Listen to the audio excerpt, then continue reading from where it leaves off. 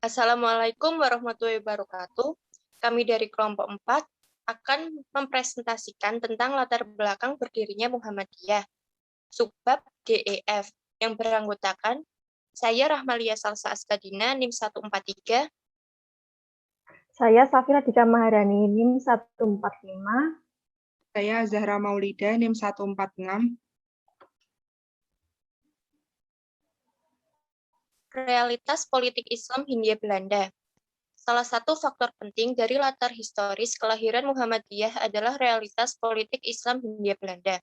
Dalam tataran teoritis, politik Islam Hindia Belanda sebetulnya ingin menerapkan kebijakan netralitas terhadap agama, tidak memihak pada agama tertentu, dan tidak memandang agama tertentu pula sebagai sesuatu yang berbahaya. Namun dalam tataran realitas, netralitas yang didengungkan itu hanya omong kosong. Kebijakan itu hanya strategi semata untuk mengelabui umat Islam agar bisa menerima kehadirannya sebagai penjajah.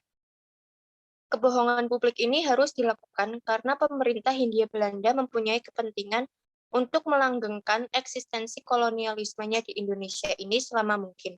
Sementara pemerintah Hindia Belanda menyadari bahwa negara yang dijajah adalah masyarakat Indonesia yang mayoritas beragama Islam. Karena itu, bila tidak melakukan kebohongan publik, eksistensi sebagai penjajah tidak berlangsung lama.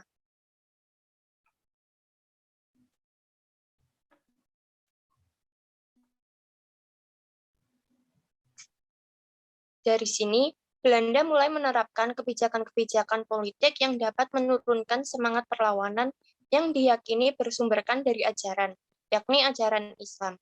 Dengan kenyataan tersebut, pemerintah kolonial Belanda melihat bahwa keberhasilan menguasai masalah Islam merupakan faktor kunci untuk tetap bisa eksis sebagai penjajah.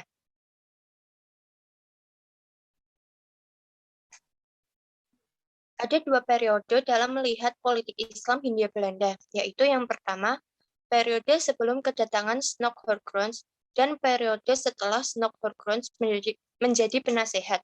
Yang kedua, kebijakan pemerintah Belanda terhadap Islam di Indonesia. Adapun kebijakan Islam yang disarankan Horgrons secara umum didasarkan atas 3 prinsip utama. Yang pertama, dalam semua masalah spiritual keagamaan, rakyat Indonesia harus dibiarkan bebas menjalankannya. Yang kedua, bahwa sehubung dengan lembaga-lembaga sosial Islam atau aspek muamalah dalam Islam, pemerintah harus berupaya mempertahankan dan menghormati keberadaannya. Dan yang terakhir, bahwa dalam masalah politik, pemerintah dinasehatkan untuk tidak menoleransi kegiatan apapun yang dilakukan oleh kaum muslim yang dapat menyebarkan seruan-seruan pan-Islamisme atau menyebabkan perlawanan politik atau bersenjata menentang pemerintah kolonial Belanda. Kegagalan kebijakan Horgrons. Salah satu kesalahan Horgrons dalam pandangan adalah pandangan yang menyepelekan kemampuan Islam sebagai sebuah kekuatan yang dinamis dalam melakukan reformasi dan modernisasi diri. Keberhasilan modernisasi Islam disebabkan oleh salah satunya aspek ritualnya, yakni pelaksanaan ibadah haji ke Mekah, yang dinasehatkan Horgrons agar dibiarkan bebas dari campur tangan pemerintah. Padahal ibadah haji ke Mekah, tempat kaum muslim dari seluruh dunia saling berinteraksi dan bertukar gagasan dan pengalaman, adalah sumber pokok gagasan-gagasan Islam yang modern dan revolusioner di Indonesia pada abad 20.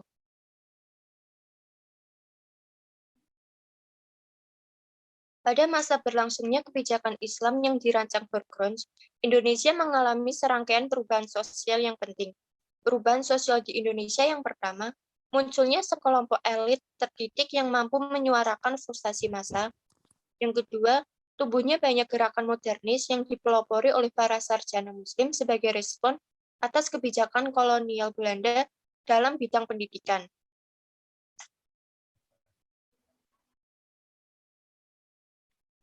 Kristenisasi yang dipaksakan dan tumbuhnya gerakan reformasi.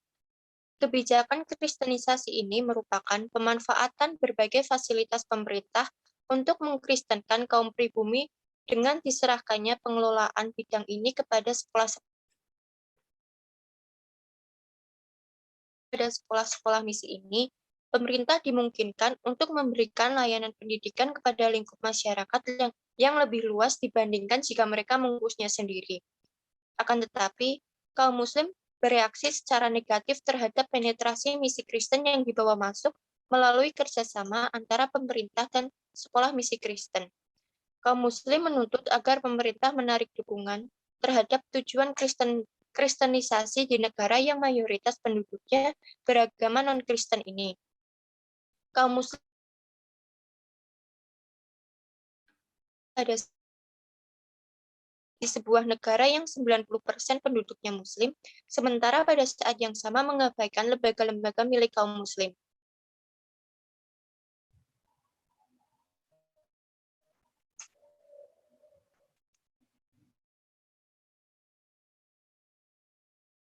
Ini mulai tumbuh.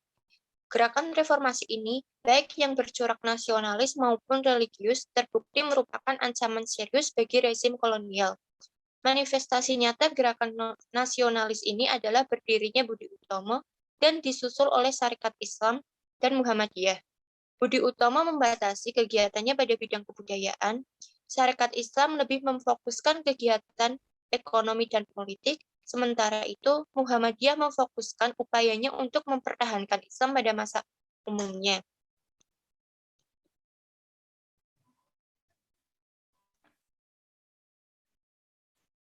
Pas berdirinya Muhammadiyah, diawali dengan Ahmad Dahlan melakukan kontrak dengan Budi Utomo.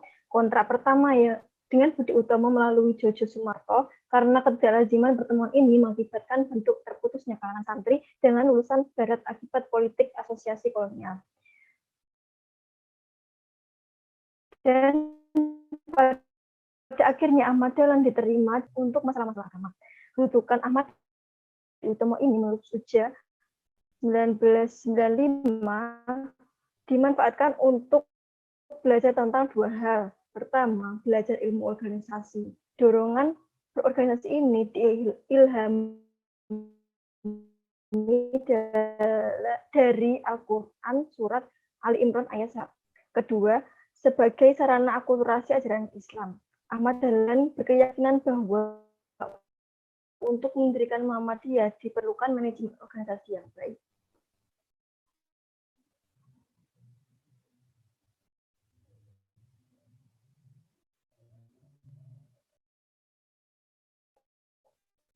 Pada tahun 1911, Ahmad Dahlan mendirikan sekolah rakyat yang diberi nama Madrasah Ibtidaiyah Diniyah Islamiyah yang menggabungkan dua sistem pendidikan antara sistem pesantren dan sistem pendidikan barat. Yang dibuat oleh Ahmad Dahlan dianggap menyimpang dari pakem, bahkan menyimpang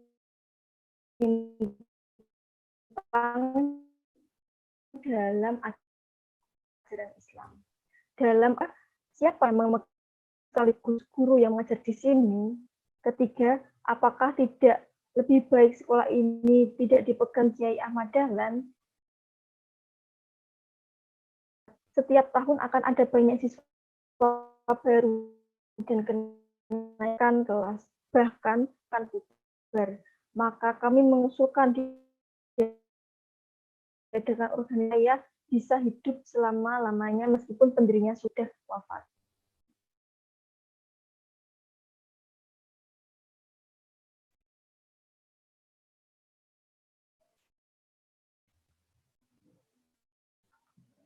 Dengan adanya pertanyaan tersebut, Ahmad Dahlan melakukan 5 langkah untuk mewujudkan organisasi yang diberi nama Muhammadiyah.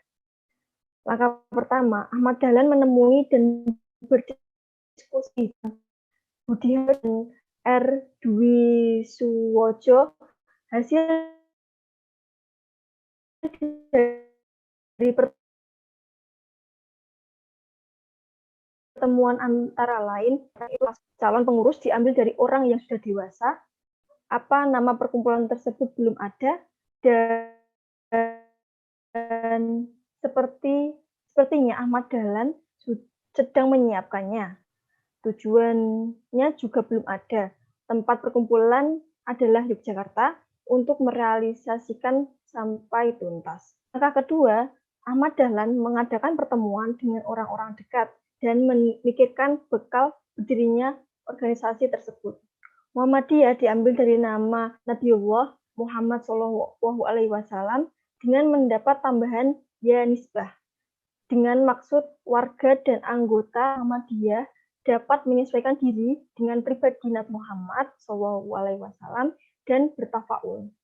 Langkah ketiga, Ahmad Dahlan dan keenam anggota baru Budi Utomo untuk mengajukan permohonan kepada Hufbestur Budi Utomo supaya mengusulkan Muhammadiyah kepada Hindia Belanda, disahkan pada tanggal 18 November 1912 atau 8 Dzulhijjah 1330 Hijriah.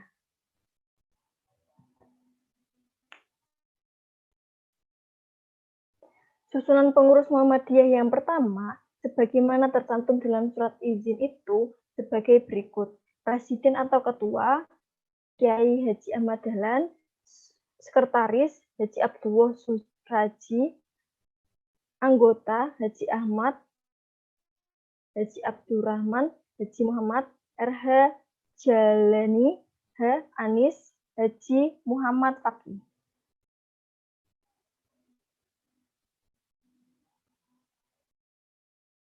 Langkah keempat, Ahmad Dahlan mengadakan rapat pengurus pertama kali guna mempersiapkan proklamasi berdirinya Muhammadiyah yang bersifat terbuka untuk masyarakat umum. Langkah kelima, memproklamirkan berdirinya Muhammadiyah yang dihadiri masyarakat umum, Sri Sultan Hamengkubuwono ke-7, serta pejabat lainnya yang diundang. Selanjutnya mengenai tujuan Muhammadiyah dan perkembangannya. Sejak didirikan oleh Kiai Haji Ahmad Dahlan sampai Muktamar Muhammadiyah ke-44 di Jakarta tahun 2000, rumusan maksud dan tujuan Muhammadiyah mengalami 7 kali perubahan redaksional, susunan bahasa dan istilah yang dipergunakan. Meski demikian, perubahan itu tidak merubah substansi awal berdirinya Muhammadiyah. Rumusan maksud dan tujuan Muhammadiyah mengalami 7 kali perubahan redaksional, susunan bahasa, dan istilah yang dipergunakan. Antara lain, yang pertama, rumusan pertama terjadi pada waktu permulaan berdirinya Muhammadiyah. Dalam rumusan ini, Muhammadiyah berdiri mempunyai maksud dan tujuan sebagai berikut. Menyebarkan pengajaran Kanjeng Nabi Muhammad SAW kepada penduduk Bumi Putra di dalam residen Yogyakarta.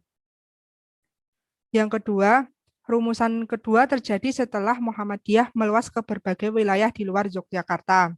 Maksud dan tujuan Muhammadiyah direvisi menyesuaikan kondisi real Muhammadiyah, yaitu yang pertama, memajukan dan menggembirakan pengajaran dan pelajaran agama Islam di Hindia Belanda. Dan yang kedua, memajukan dan menggembirakan hidup sepanjang kemauan agama Islam kepada sekutu-sekutunya. Yang ketiga, rumusan ketiga terjadi ketika masa pendudukan Jepang tahun 1942 sampai 1945. Rumusan ketiga terjadi ketika masa pendudukan Jepang tahun 1942 sampai 1945. Pemerintahan fasis ini mengharuskan merubah redaksional maksud dan tujuan Muhammadiyah sesuai dengan kehendaknya, sehingga rumusannya adalah sesuai dengan kepercayaan untuk mendirikan kemakmuran bersama seluruh Asia Timur Raya di bawah pimpinan Dai Nippon. Dan memang diperintahkan oleh Tuhan Allah, maka perkumpulan ini yang pertama hendak menyiarkan agama Islam serta melatihkan hidup yang selaras dengan tuntunannya. Yang kedua, hendak melakukan pekerjaan kebaikan umum. Yang ketiga, hendak memajukan pengetahuan dan kepandaian serta budi pekerti yang baik kepada anggota-anggotanya. Yang keempat, rumusan keempat terjadi setelah Muktamar Muhammadiyah ke-31 di Yogyakarta tahun 1950.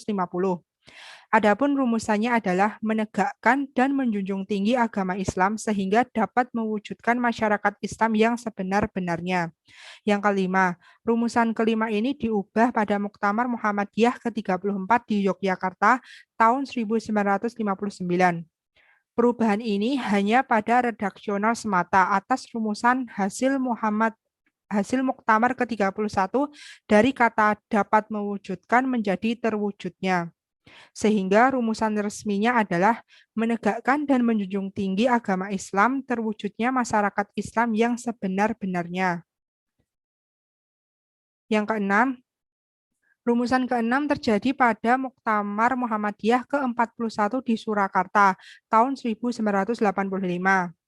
Pada tahun itu, Muhammadiyah harus merubah maksud dan tujuan serta asas. Oleh karena itu, kehadiran Undang-Undang Nomor 8 Tahun 1985 tentang kewajiban setiap ormas, baik agama maupun non-agama, untuk mencantumkan asas Pancasila. Adapun rumusan maksud dan tujuan hasil Muktamar ke-41 adalah menegakkan dan menjunjung tinggi agama Islam, sehingga terwujud masyarakat utama, adil dan makmur yang diridhoi Allah Subhanahu wa Ta'ala. Yang ketujuh, rumusan ketujuh terjadi pada Muktamar ke-44 di Jakarta pada tahun 2000. Muktamar ini mengembalikan Islam sebagai asa persyarikatan Muhammadiyah seperti rumusan sebelumnya. Hanya saja perubahan asas ini tidak dalam satu pasal tersendiri dalam anggaran dasar Muhammadiyah, melainkan dimasukkan dalam pasal 1 ayat 2 yang berbunyi, Muhammadiyah adalah gerakan Islam, dakwah ma'ruf nahi munkar, berasaskan Islam yang bersumber pada Al-Quran dan Al-Sunnah. Perubahan ini disebabkan oleh dicabutnya Undang-Undang Nomor 8 Tahun 1985 oleh MPR dan Ormas, diperbolehkan untuk memilih asasnya sesuai dengan yang dikehendaki, dengan catatan tidak bertentangan dengan dasar negara. Karena itu, rumusan maksud dan tujuan Muhammadiyah sekarang sama persis dengan rumusan yang dihasilkan Muktamar ke-34 di Yogyakarta, yaitu menetapkan dan menjunjung tinggi agama Islam sehingga terwujudnya masyarakat Islam yang sebenar-benarnya.